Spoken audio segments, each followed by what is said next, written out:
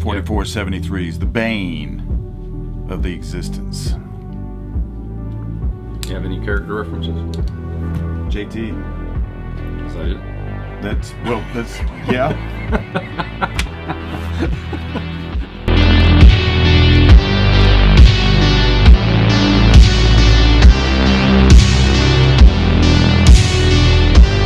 Back again for another episode of trying to reform myself from being a Glock fanboy. You know, I've tried a bunch of different guns by a bunch of really good brands, excellent gun makers all. And what do you think the odds would be of me finding a whole brand new gun company? Of me finding a new sponsor that's going to make guns and start with me as the test pilot. I'm talking about Ace Firearms, which from, you know, at first blush it's a gun shop, but in behind it, Ace Firearms is something else. And these are basically Glock clones, except they're done by a manufacturer. And the first set of parts is, I don't know if this is proof of concept or whatever, but the first set of guns coming off are called the CP9, which is basically a clone with some refinements of the Glock 19. And what comes out of that is sort of a custom gun. So let's take a look at them. Let's meet the guy who puts them together, and let's me and JT take them to the range, and we'll talk about it after that. Here today with Roger Ward of Ace Firearms, and now Militia Arms Custom. And we have the first offering, the first of many. These are designated the CP9. Yes. You want to give us a brief overview of what the CP9 is? Well, the compact 9mm, basically what it is a Polymer 80 frame, which is the new compact frames they have, as well as Glock 19 compatible parts from various manufacturers, as well as some of our own manufacturing, and we expect to expand that over as time goes on. But that's the first offering we have, is the compact 9mm. You're looking to go to the full size as soon as that lower meets your specifications, right? Yes, correct. Also, there will be Militia Arms Custom rifles. Yes, we are capable of making AR-10s and AR-15s now. That's the goal, is to provide custom rifles, and that's Cerakoting, hydro dipping, laser engraving, KG gun coat, and a variety of different surfaces, as well as custom milling on those as well. Military Arms Custom with the CP9. You are basically getting a custom pistol with the gun included, starting at $800. Yes, that's correct. Now, this being a $800 pistol. Yes, with the custom milling on it, we put tritium sights on it as far as night sights. We do have custom laser engraving on it with your logo on it.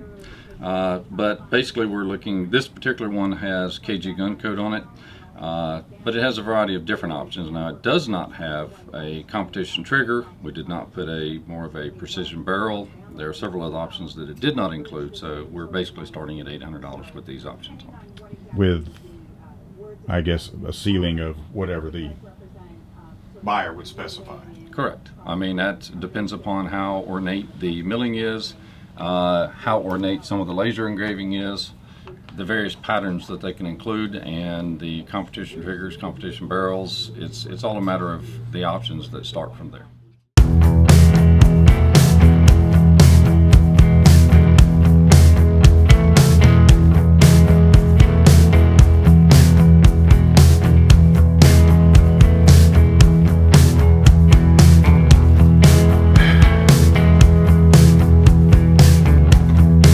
Feeling under the weather, and JT is out shooting me a lot today.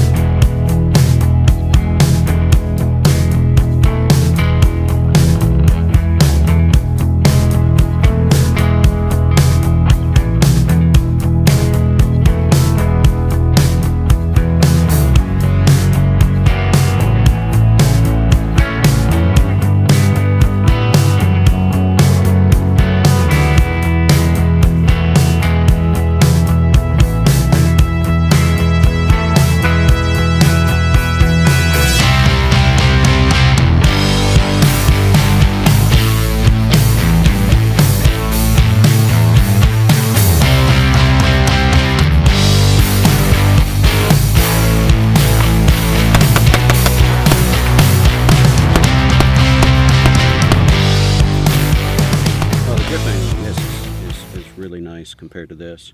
I mean, it's straight. All right, you got a little bit of an extended beaver tail, and it doesn't hook back down. It's straight, planes out. You got a straight angle grip. Got a mag well, slightly enhanced mag well for quicker reloads. You got the cut right here for the magazine. Comet cut. Yes, comet cut. Thank you. Could not recall what that's called. Got the comet cut here, easier access to the magazine release. You've got scalloped cuts right here on the frame, so your trigger finger at rest has got a ledge to sit on. And the way I run a gun, I run my forward thumb, my support hand thumb, I run it very far forward and parallel to the bore. So I've got a nice little ledge for my thumb to sit on. Stippling on the front and the rear of the grip is very nice. It stays in the hand. It's got just enough stippling on the side, so it gives it a 360-degree grip, but it's not so aggressive that I think it would scratch up your side or shred your clothes while you're wearing it concealed. Has all the custom touches straight out of the box. Yeah, 1913 rail. For those that prefer that over the Glock, standard Glock rail, these work, but for some people they prefer the 1913. It's got that. It's got the nice undercut right here, so you can get a little higher on the grip. It's got the 1911 cut right here. For those people that run 1911s, that run that hand up underneath, it makes the gun sit flat in your hand instead of with the Glock.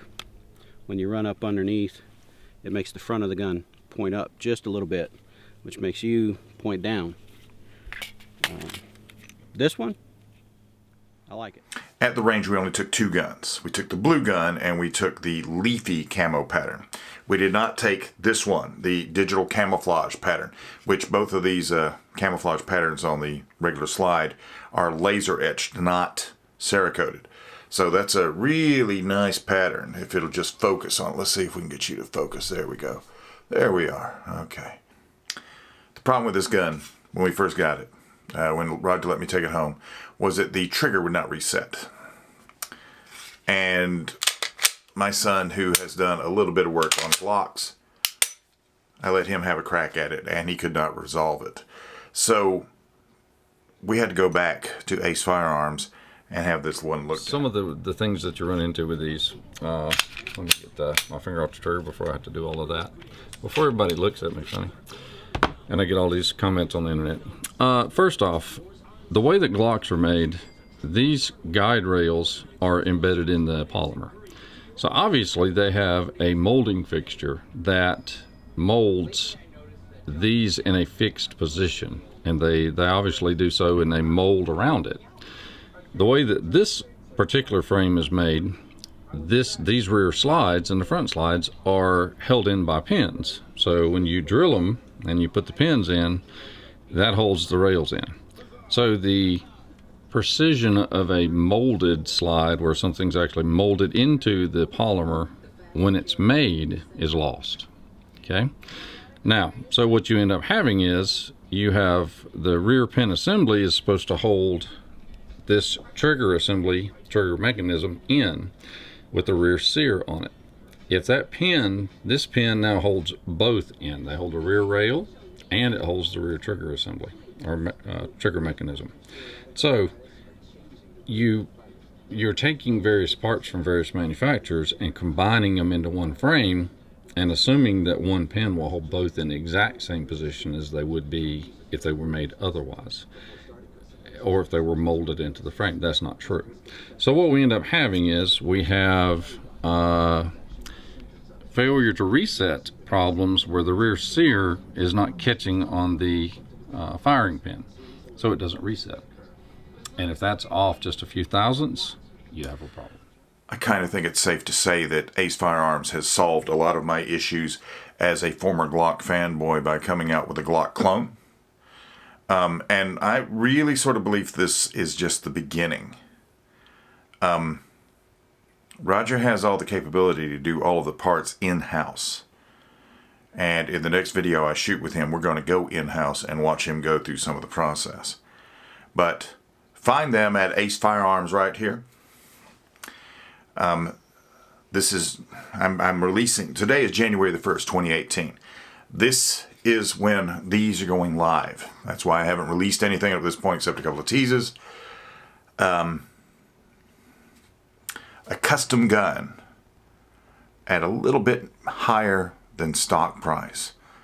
Check them out, the Militia Arms Custom CP9. I'll see you out there.